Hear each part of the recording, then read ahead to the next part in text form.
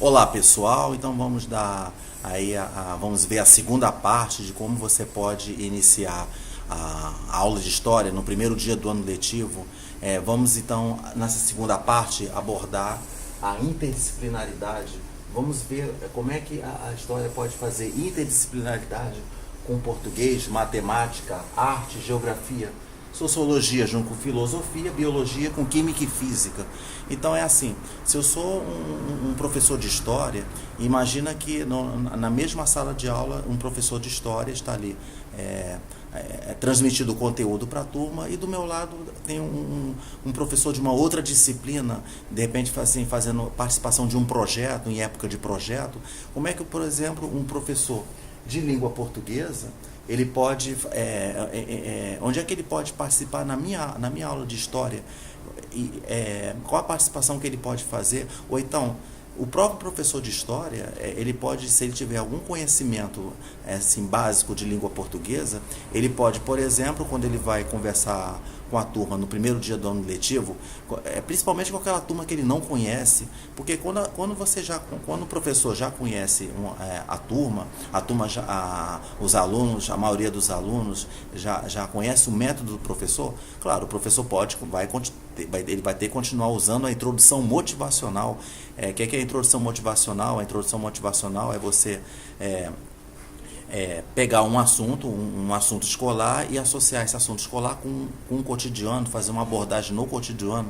Em toda a minha videoaula eu sempre explico, sempre repito a explicação do que é a introdução motivacional.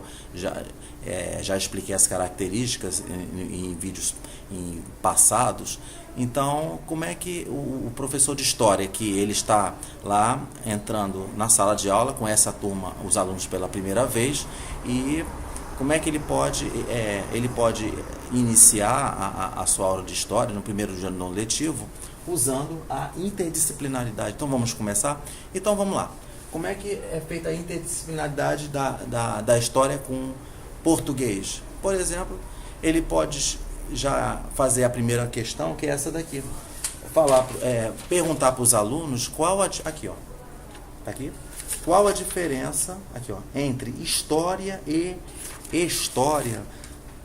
Pessoal, você vê que a maioria, a grande maioria, confunde história com história. Às vezes você vê muito assim nas postagens das redes sociais, pessoas escrevendo história com e história. E é uma grande polêmica. Até hoje existe uma confusão muito grande entre história e história.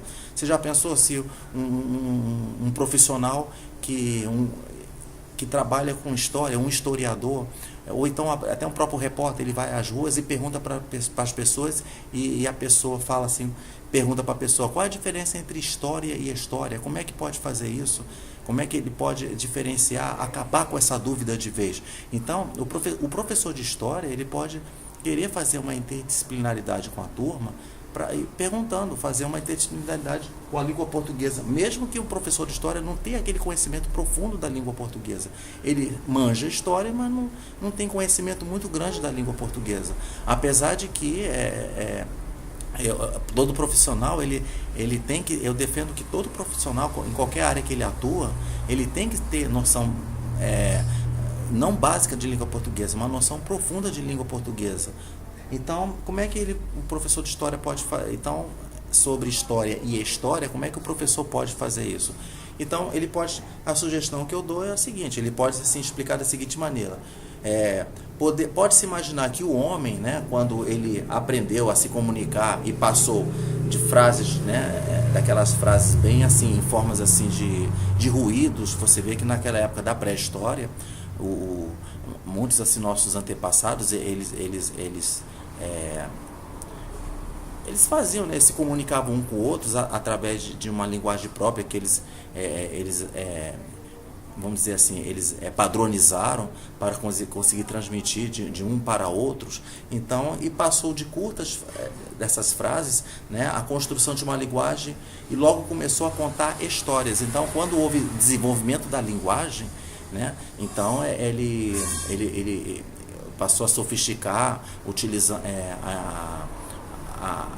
começou a surgir vários idiomas, então ele começou a contar histórias com E. Então como é que é isso, esse negócio de histórias com E?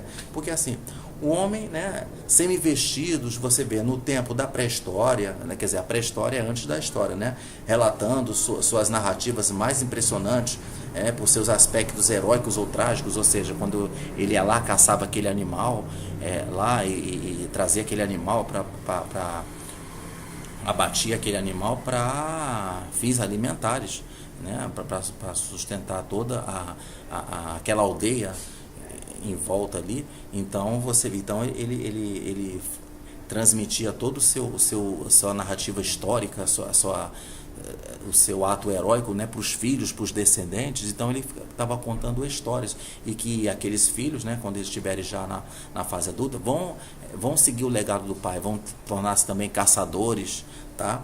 Então você vê, então sua transmissão de pais para filhos criava, né, e reforçava os sentimentos de solidariedade entre os grupos. Então, embora misturada à lenda, estava se iniciando a história. Então você vê, história com H, tá? Então aí pergunta, então se você perguntar ali para a turma, então qual a forma correta? Qual a forma correta? Será que é história ou história, né? Então, vamos dizer assim, as duas grafias elas existem, né? E antigamente, vamos dizer assim, ele fala aqui, né? E antigamente existia uma diferença muito significativa entre eles, né? A palavra história, ela é muito antiga na língua portuguesa, tá? Empregava-se a forma história quando a intenção era se referir às narrativas populares ou tradicionais. Quando você contava lendas, por exemplo, igual como se fosse assim, enfim, história é como se fosse história de você contando a história de pescador. O pescador diz que pescou um grande peixe, aí vem um outro pescador e diz que pescou um peixe 20 metros, quer dizer, essas histórias que sempre contam com o outro. Então, e não, assim, não eram verdadeiras, né? Era assim, ou seja, de ficção. Tá? Então, quando você conta essas histórias que ainda não tem comprovação verídica, então você fala história. A mesma coisa que a pessoa falar que fala que já viu um unicórnio, ou seja, e algumas pessoas dizem que o unicórnio já foi visto. Então você vê que ele já... então quem é que já observou um unicórnio? Eu observei um unicórnio numa cidade tal. Você vê, tem sempre essas cidades assim do interior que fala assim, que é histórias que o povo conta. Então quando diz que o povo conta, você não sabe se é verdade ou não, não teve comprovação se aquela lendas urbanas existiam, então a gente fala de história, foi por causa disso, né? Já a palavra história era utilizada, né, em outro contexto, né, quando a intenção, qual era a intenção, né? Aí você vê que a intenção era se referir à história como ciência, ou seja, a história factual, baseada em acontecimentos reais. Como assim? A história, quando você fala assim, a história que ele, com H, né? Então tá aqui, a história que como ciência, por quê? Porque tem que ter comprovação. Como é que você faz as comprovações? As comprovações você faz através de documentos, ou então quando o historiador vai lá, junto com o trabalho de arqueólogo, ele descobre ali utensílios antigos usados, né, na pré-história, como se fosse, por exemplo, a ferramenta daquela pedra lascada. Então, e você tinha também o tempo da pedra polida. Então, quando ele utilizava vários instrumentos, os nossos antepassados pré-históricos, então então através dali aquilo que você vê, o instrumento ali é uma coisa real, então é um fato, é o que você está vendo ali, e você cria a hipótese, você começa a construir a história baseado naquele instrumento que foi descoberto. Então você vê, então são fontes não escritas, né, através de pinturas, né? Por exemplo, a arte rupestre, ele é um exemplo que está ali aquela arte ali, o desenho de um animal que significa que ele foi abatido por esse homem pré-histórico. Então ele está dizendo que ali ele registra aquele animal que foi abatido. Então você vê que ali é uma coisa real. Então ali você pode dizer que é história, né? Então você pode dizer que é história. Aí fala assim, que ele bota assim, vamos ver aqui, tá aqui, ó, vamos ver. Tá aqui, que eu registro aqui, falo direitinho aqui, eu escrevo para poder, assim, eu faço aqui o relato, né? Eu escrevo para que depois eu consiga explicar para vocês, para poder dar a sugestão, como é que o professor pode dar essa sugestão, tá? Então ele fala assim, que em 1943, como vigência do novo sistema ortográfico, a Academia Brasileira de Letras entendeu que que não deveria mais haver diferença entre história e história, você vê, em 1943, né? E que a palavra história deveria ser empregada de qualquer situação, seja para nomear narrativas ficcionais ou reais. Então, antigamente, antes dessa vigência, antes de 1943, então a história era só relacionada a narrativas fictícias, coisas que você não pode provar, enquanto que história com H é baseada em narrativas reais, ou seja, que é uma ciência, é uma narrativa que você faz, que você constrói a história baseada em descobertas e que você vê que se você descobriu aquilo, então aquilo realmente existiu, né? Alguém antepassado nosso tinha posse daquele determinado objeto e então você já é considerado uma ciência, tá? Então o reais, por exemplo, aqui você fala assim: a mãe conta uma história para o filho dormir. Então, se você fala assim que a mãe conta uma história para o filho dormir, ela conta uma história, mesmo sendo uma história fictícia. Então, como é que aí você pergunta para os alunos, como é que você escreve história com H ou com E? Então você faz essa pergunta para o aluno. O aluno, já que você explicou que história com E é baseado em fatos fictícios, ele vai responder que é com E. Pronto, assim o aluno ele aprende, tá? E deixando claro que agora, que toda vez que for assim, a mãe conta a história para o filho dormir, hoje você já pode escrever com H. Aí você pergunta, será que é errado você escrever história com E? Não está errado. Ele ficou em desuso. Uma coisa que fica em desuso não quer dizer que esteja errada. Você pode continuar falando história se você quiser. Alguns profissionais, eles falam ainda, eles escrevem história com E, sabendo que quando eles escrevem história com E, sabendo que história com E é baseado em narrativas fictícias, tá? O outro exemplo, quando fala assim, os amigos adoram contar história de pescador. Então, já que já foi explicado aqui, já que eu expliquei sobre isso, então os alunos vão responder que é com E. Novamente falando que agora você pode escrever com H sem problema algum, quer dizer, essa insegurança já acaba. Acaba essa polêmica de uma vez, né? De acordo com esse acordo ortográfico da Academia Brasileira de Letras, que após 1943 você já pode escrever, já fica decidido que ou você escreve história com E ou com I, com H, lembrando que se você for usar a palavra história com H, né, tem que deixar bem claro que é baseado em fatos reais, tá bom? E os alunos irão aprender sobre a história da Revolução Francesa. Então, pessoal, já sabe que se a Revolução Francesa foi um fato histórico que realmente aconteceu, então você tem que falar que é com H. Tá bom? Então você tem que falar com H. Mas o aluno pode perguntar, mas professor, mas o senhor não acabou de falar que a gente pode usar história e história? Então cuidado que o aluno ele pode fazer essa pergunta, ele pode dizer que, ele pode falar assim, eu posso, se eu quiser falar sobre a Revolução Russa, a Revolução Industrial, eu posso usar história. Eu falei, não pode usar. Se você for falar em história, né, com E, se você contar alguma narrativa fictícia, uma história que não é comprovada. Cuidado com isso. Você tem que usar com H quando você está tratando de fatos reais. Aí você tem que deixar claro para o aluno, então, novamente, falar, mas se você contar uma história que você viu que um lobo fala, se você contou uma história que você estava numa mata em que um lobo começou a falar com você, um passarinho começou a falar com você, você vai usar com H ou com E? Você vai ter que usar com E, tá bom? O negócio é esse. Então, aí tá lá, os alunos irão aprender sobre a história da Revolução Francesa. A turma ouviu atenta a história da vida de Machado de Assis. Então, a história da vida de Machado de Assis. Então, é um autor literário. Então, se o Machado de Assis, né, é um autor que existiu, então ele existiu de fato, é um fato real. Então, é com H. tá bom? Então, pessoal, então você vê que você pode fazer essa interdisciplinaridade da disciplina de história com a língua portuguesa, abordando esse exemplo aqui de história e história, tá? Um outro exemplo que você pode ter também dentro da língua portuguesa, você vê, a língua portuguesa ela está presente, ela é universal, né? Ela está presente em todas as disciplinas e tem que estar presente, principalmente quando você vai um historiador que vai interpretar os dados baseado no que ele descobriu através de fontes escritas e não escritas, e ele tem que elaborar um documento. Então ele tem que ter noção de língua portuguesa, porque ele vai escrever um texto. Ele vai escrever um texto, por exemplo, textos como esse daqui, ó. Por exemplo, olha lá, textos como esse daqui, tá aqui, ó. Aqui é um texto, ó.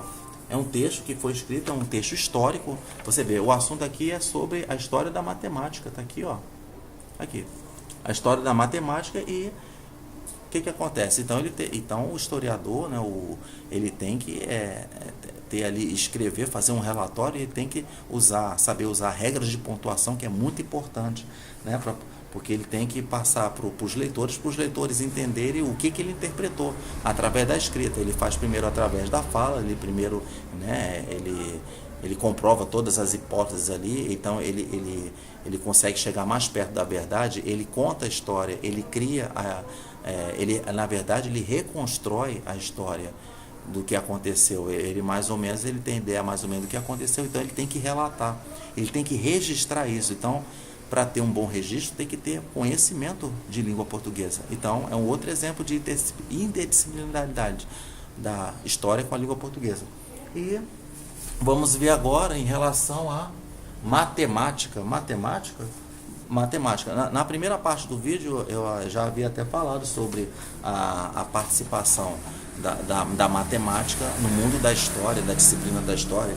Eu dei um exemplo sobre, até falei da área do triângulo, né, que foi descoberto lá num documento em que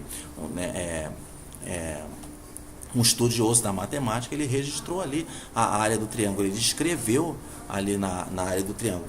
E tá aqui, ó. E aqui você tem, né, outro exemplo aqui que eu posso dar, ó. Como é a interdisciplinaridade da história com a matemática. Por exemplo, aqui, ó, que mostra aqui, ó, tem aqui essa gravura aqui, ó. Essa ilustração tá aqui, ó.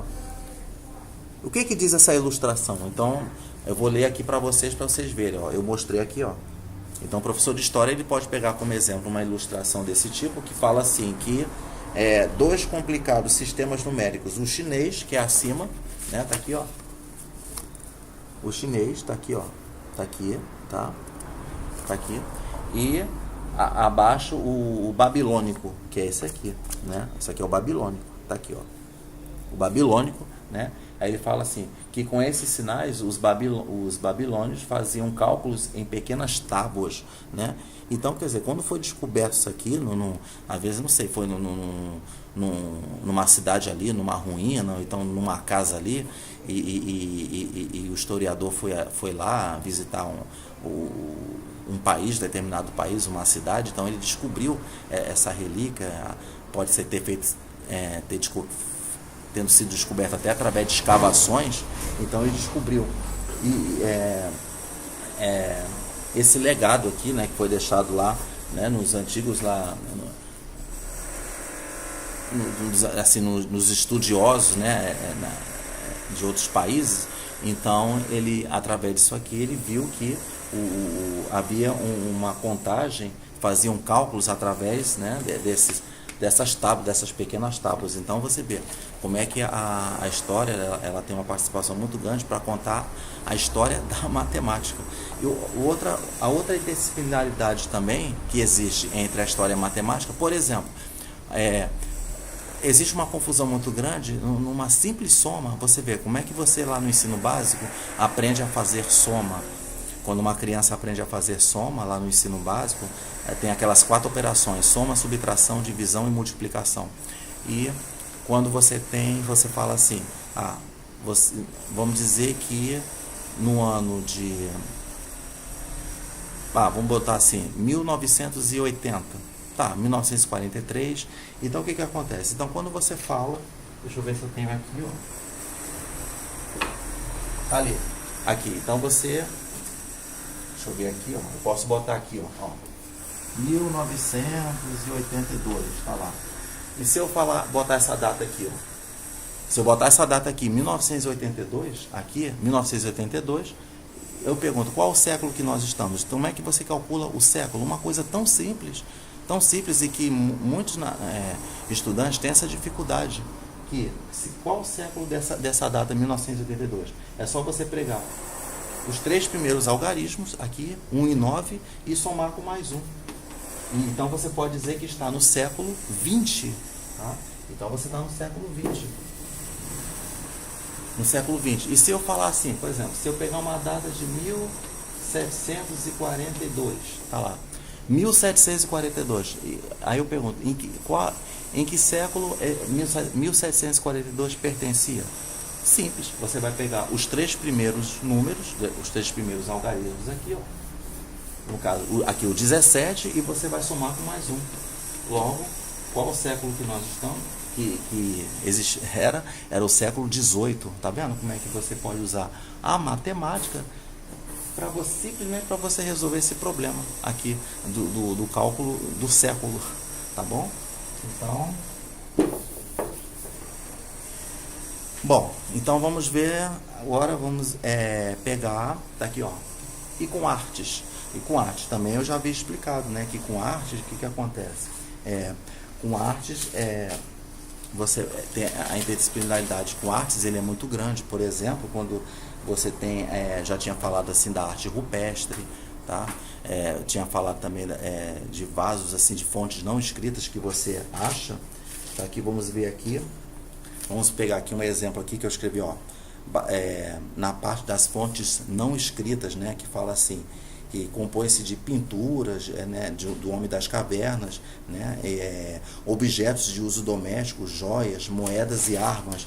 Na parte de armas, vamos dizer assim que as armas surgiram através da arte, ou seja, primeiro se desenha ali o projeto, né, das armas ali, tanto que foram até descobertos desenhos, né, feito por homens pré-históricos de lanças, que o homem pré-histórico ele fazia a lança, né? Ele fabricava a lança ali, cada vez sofisticando as armas naquela época, lança de ponta grossa, lança de ponta fina. Então ele, após elaborar, construir, ele registrava ali nas pedras, ele desenhava na pedra as suas armas também. É uma forma de arte para mostrar que os nossos ancestrais pré-históricos, eles tinham assim um dom para artes, né? Enquanto outros não. Um determinado grupo tinha um dom para arte. Isso é muito interessante.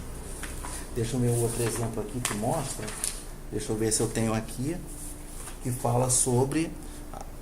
Deixa eu ver aqui. Eu tenho aqui um desenho aqui, vamos ver. Que dá um exemplo sobre artes. Deixa eu ver se eu encontro aqui. Tá aqui, ó, para mostrar para vocês, ó. Deixa eu ver aqui. Ó, eu tinha falado, né, no outro vídeo sobre, ó, o vaso. Aqui, ó. Tá aqui que você vê o vaso, tá? Aqui, ó. Aqui tá o vaso, tá certo? E outra coisa, ó, os utensílios, ó para você ver, aqui esses utensílios aqui que os homens das cavernas usavam, utensílios e armas de pedra, bronze e ferro dos homens pré-históricos, tá? Vamos ver outra aqui, tá aqui, ó, é isso aqui que eu quero mostrar também, olha só, você vê, ó, tá vendo? Na verdade são vamos dizer assim, que são moedas, né? Moedas daquela época, na época do egípcio, no tempo egípcio, você vê antes de Cristo.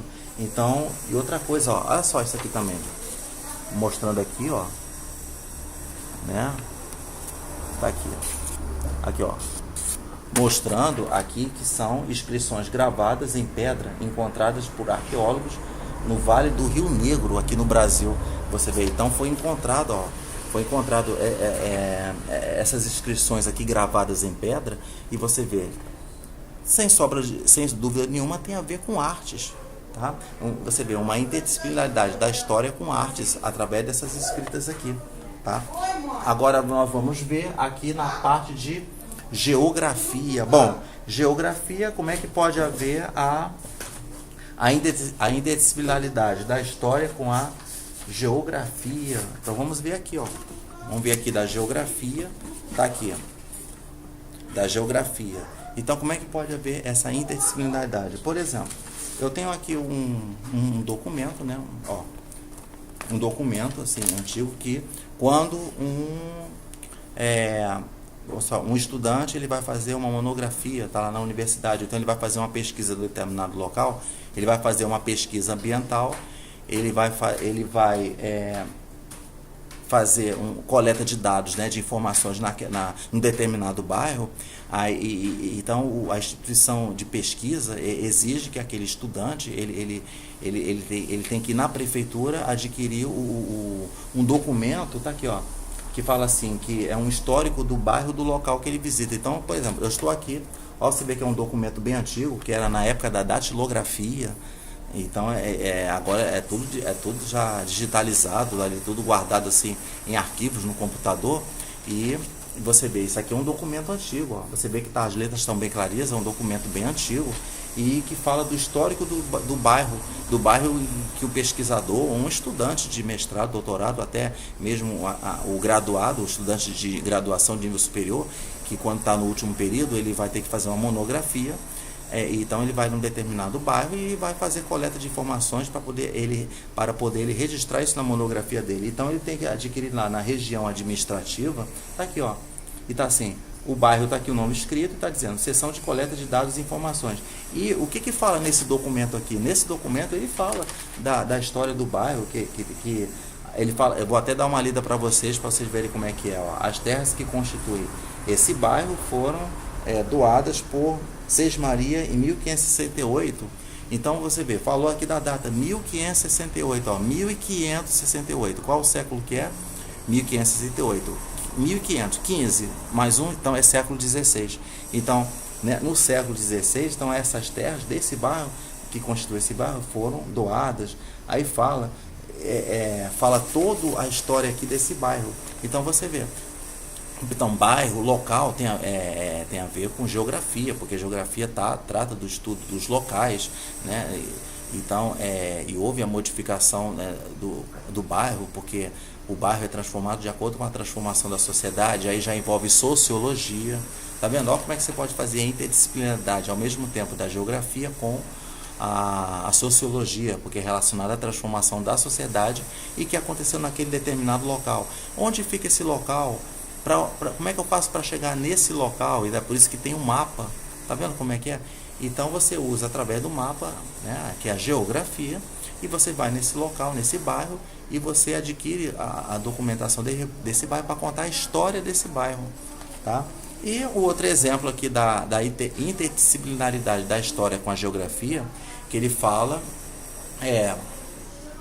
sobre aqui, por exemplo, sobre o Galileu Galilei, que fala assim, ele dizia que na época da Inquisição, então Inquisição é um assunto relacionado à história, né? O que é a Inquisição, que se a pessoa, se um estudioso ali contrariasse toda aquela banca da Inquisição, a Inquisição afirma uma coisa, e se o estudioso ali contrariasse aquela banca que forma ali a Inquisição, então esse estudioso era jogado na fogueira, era queimado. Então ele dizia assim, por exemplo, juro que a terra não se move, está parada.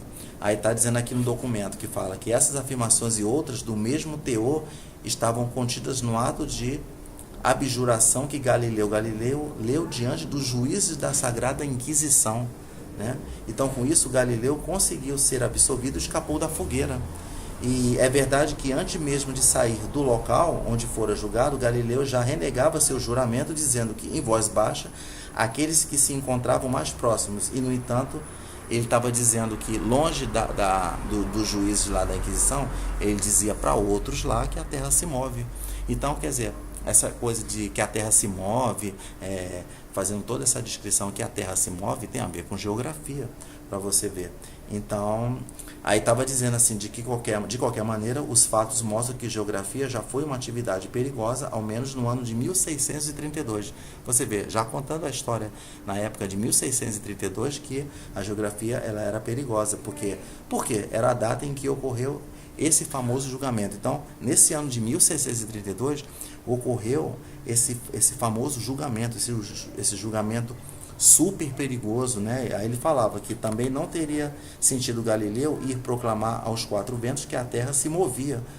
Então você vê, por quê? Porque se ele ficasse sempre insistindo isso na frente ali dos juízes da Inquisição, ele teria ido para a fogueira. Então você vê que como é que você pode fazer essa interdisciplinaridade da história com a geografia, tá certo? Bom, agora vamos falar da interdisciplinaridade com a sociologia e filosofia. Bom, quando você vai fazer uma interdisciplinaridade da filosofia com a sociologia, é o seguinte, porque você vê que, como é que você pode fazer isso? Por exemplo, depois tem um outro vídeo que mostra, que fala sobre como você pode iniciar a aula de filosofia. Como é que você inicia a aula de filosofia? O que é a disciplina da filosofia? A filosofia ele é baseado em reflexões. Quando você pergunta, você usa muito os porquês. Então, um exemplo dentro da história. Por que eu tenho que aprender história? Por que existe história? Quer dizer, você questiona, você faz reflexões através dos porquês. Para que serve a história? Por que eu tenho que estudar a história? O que a história tem a ver com o meu cotidiano? Ou seja, são perguntas que você faz e que são mais perguntas do que respostas. Quer dizer, você consegue poucas respostas para muitas perguntas. Não é assim que o aluno faz? O aluno pergunta: por que eu tenho que aprender história se a minha carreira vai ser ligada ao mundo dos números? Então, são várias perguntas que são feitas, questionamentos através dos porquês, e isso você vê, já tem a ver com a filosofia, né? Então ele fala assim que como é que eu posso assim, agora falar para a turma, para os alunos, como é que você pode fazer uma interdisciplinaridade da história com a filosofia, além do que eu fiz através desses questionamentos. E por que eu tenho que aprender história? Por que a disciplina história existe? Né? E fala-se do texto aqui que eu vou ler para vocês. Ó. E aí ainda a evolução da filosofia grega, que ele fala, porque existe uma dúvida muito grande, que foi assim, uma controvérsia que existia muito na época antes de Cristo, se a filosofia teve origem oriental ou ocidental, né? Então, lembrando que filosofia significa amor à sabedoria, tá? Isso aí, claro, isso aí vai ser explicado quando for no vídeo relacionado de como iniciar filosofia no primeiro dia do ano letivo, tá certo?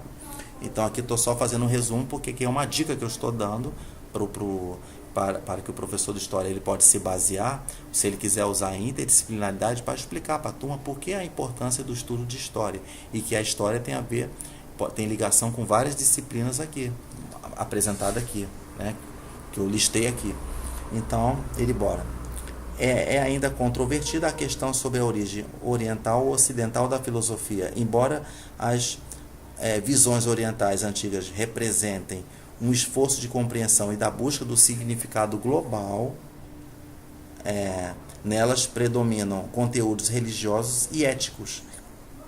Geralmente se aceita que a reflexão filosófica, tal como se passou a entendê-la no Ocidente, só alcançou sua maturidade na Grécia a partir do século VI a.C. Somente então as explicações baseadas em crenças religiosas e expressas nos mitos vão cedendo lugar a visões de mundo sustentadas pela argumentação racional e pela observação empírica. Ou seja, então, na filosofia você tem o que leva uma outra característica, além das questões que são feitas através dos porquês, a característica da filosofia é ligada com o princípio da razão, utilizar o raciocínio. Então tinha essa briga muito grande, né, se a filosofia era de origem oriental ou ocidental, né, que na parte oriental predominava esses conteúdos religiosos e éticos, tá? Então os primeiros filósofos gregos caracterizam-se pela preocupação com o cosmos, a origem e o processo de transformação do universo. Então você vê, toda a transformação do universo, toda aquela origem, né, dos planetas. Então, quando você explica através da filosofia, não utilizando comprovações científicas. Bom, isso aí já vai ser mais detalhado quando a gente quando for abordado nesse assunto da filosofia no primeiro dia do ano letivo, tá certo? Então é só para mostrar para vocês que você pode fazer essa interdisciplinaridade da história com a filosofia, usando esse assunto dessa polêmica, né? Se a filosofia se originou no mundo oriental ou no mundo ocidental, tá certo? Então, bom, vamos ver aqui agora sobre a interdisciplinaridade da história com a biologia, e temos a química e a física, tá? Bom, na parte da biologia, o que você pode ter, né? Na parte da biologia é o seguinte, vamos dizer assim que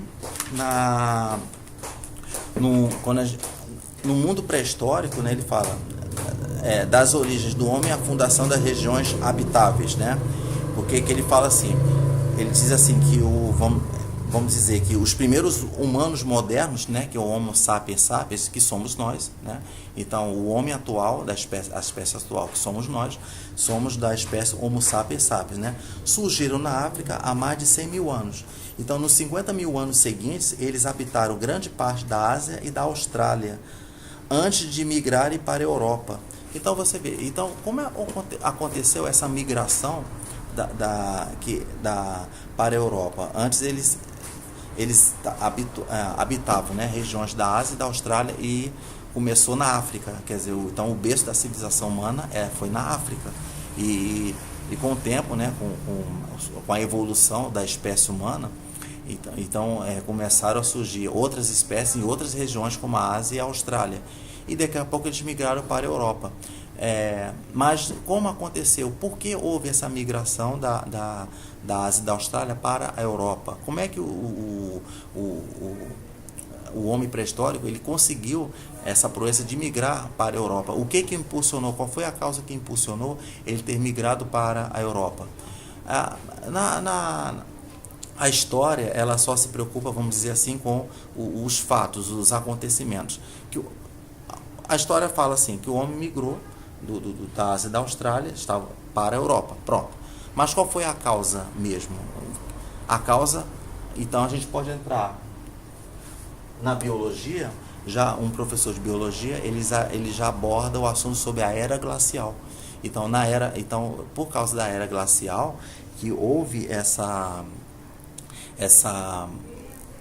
migração que impulsionou essa migração, que houve aquela era glacial, temperaturas que estavam extremamente bem baixas, então isso teve uma escassez de alimentos muito grande, então com essa escassez de alimentos e devido aos animais terem migrado, então alguns animais morreram, quer dizer, não tinha mais presas para o homem pré-histórico, então por causa dessa era glacial, então forçou animais migrarem, e também o homem teve que migrar em busca de caças, né, de presas para a sua sobrevivência,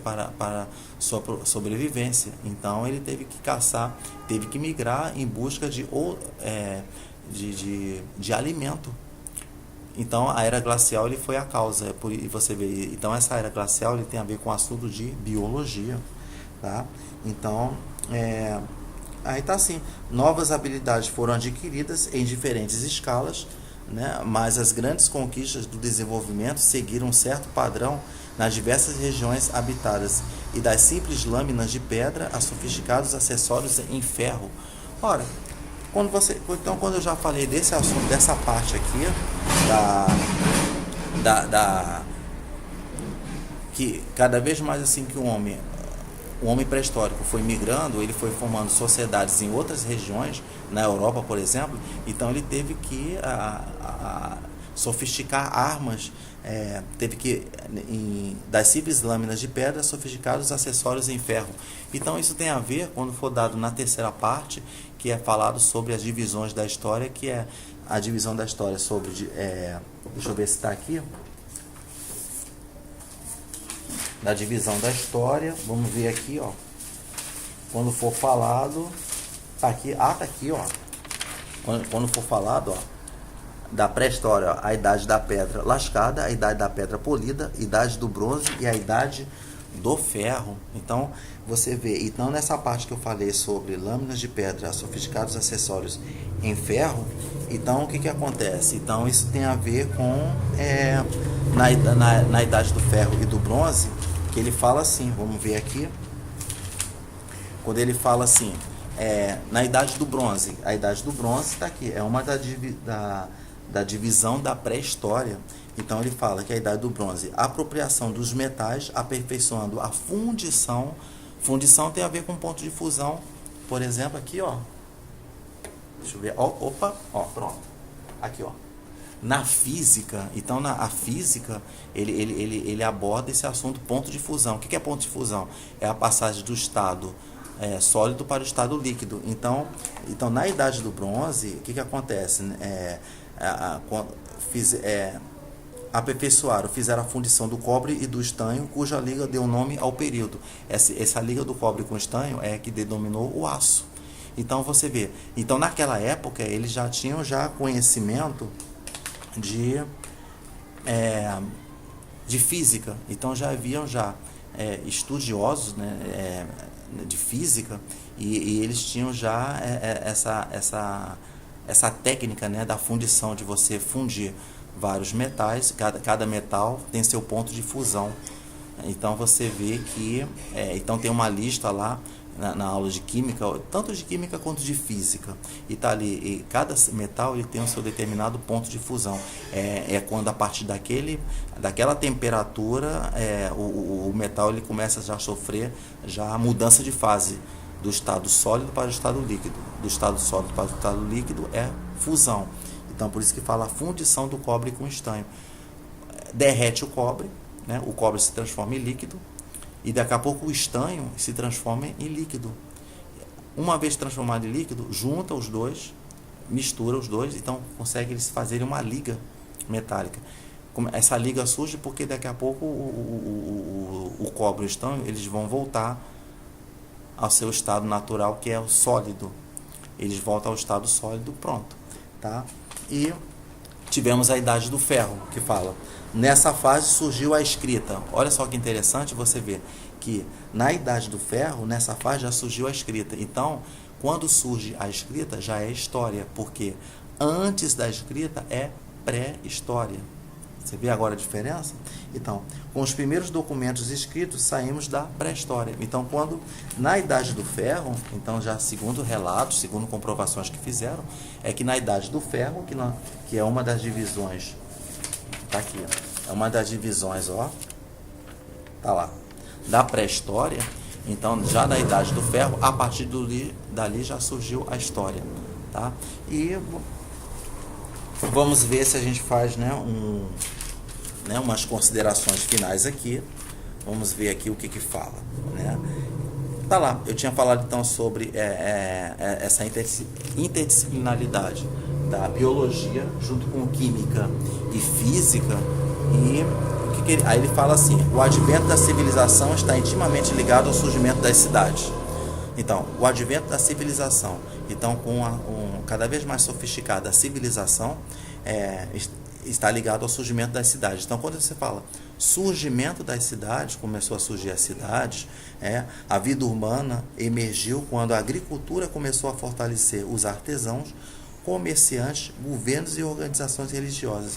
Então, você vê que existe um assunto na biologia, junto com a era glacial, que fala sobre a agricultura. Então, você vê como é que o homem ele conseguiu, voltando a falar, né, daqui da biologia ainda, continuando a falar, você vê quando fala assim da agricultura, da agricultura, então o que tem a ver com esse surgimento da agricultura? O homem começou a sair da fase de caçador para coletor. Ele começou a cultivar a terra, e a cultivação o cultivo da terra tem a ver com o quê? Tem a ver também junto com domesticação dos animais. Então, quando começou a agricultura, começou a haver esse processo de domesticar os animais. Começou a haver, o homem começou a fazer cruzamentos ali, reprodução artificial, vamos dizer, entre aspas, fabricando animais que estão ali no pasto para fornecer para o homem alimentos como o leite.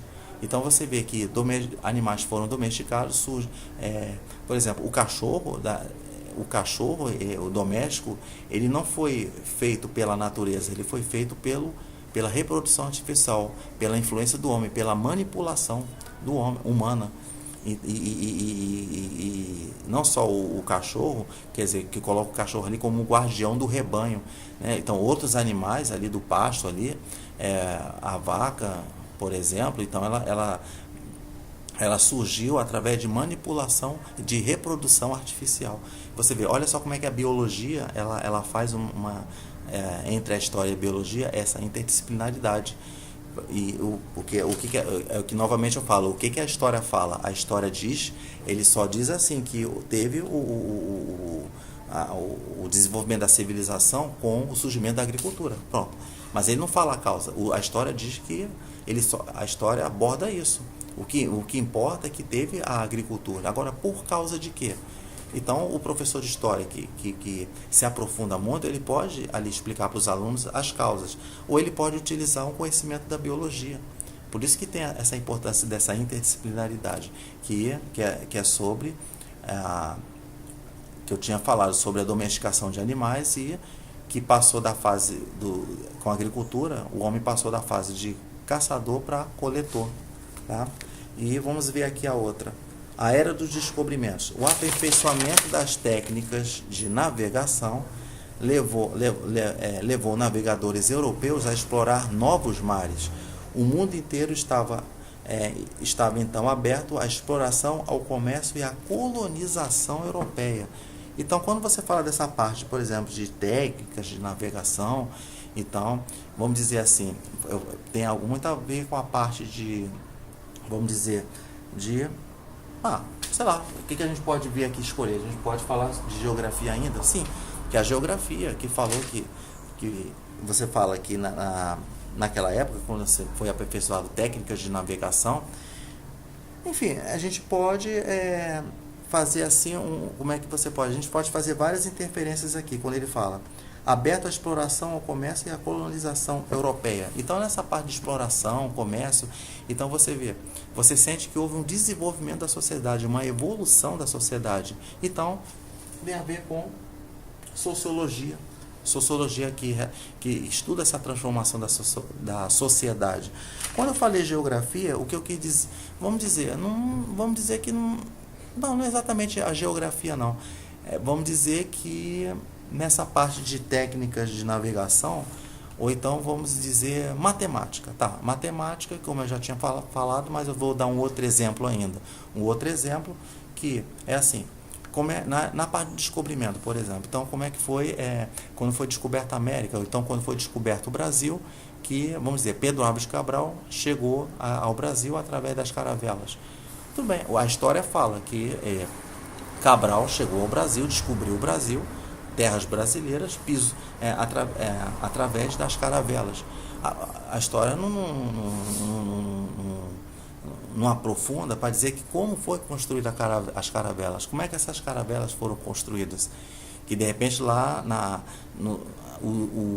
os nativos, os índios observaram toda aquela construção ali, chegando ali na praia e foi ancorado. Então o índio, de repente, vamos dizer assim, que ele observou toda aquela sofisticação, toda aquela, vamos dizer assim, aquela engenharia que foi feita.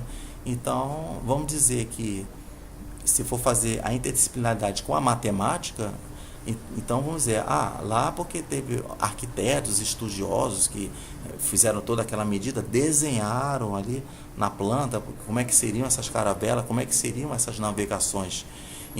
Todo aquele processo ali, como é que foi construído, teve que utilizar conhecimento de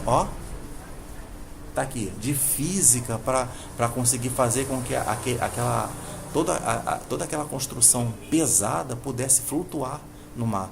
Então é por isso que tem o conhecimento dentro da física sobre o assunto empuxo, né? Então você vê, olha como é que é interessante você poder estudar, fazer essas abordagens, né, das várias disciplinas aqui com a história. Tá certo então, pessoal? Então, muito obrigado e até lá.